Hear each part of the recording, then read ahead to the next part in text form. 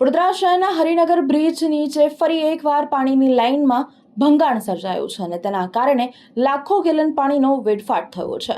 વડોદરા શહેરના હરિનગર બ્રિજ નીચે ચાલી રહેલ કામગીરી દરમિયાન પાણીની મુખ્ય લાઇનમાં ભંગાણ સર્જાયું હતું।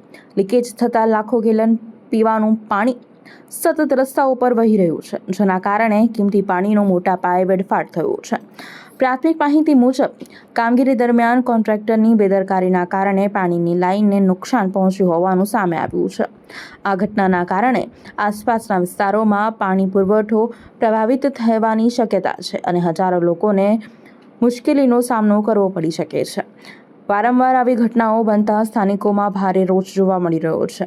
એક તરફ પાણી બચાવોના સંદેશા આપવામાં આવી રહ્યા છે, તો બીજી તરફ બેદરકારીના કારણે લાખો ગેલન પાણીનો વેડફાટ થઈ રહ્યો છે।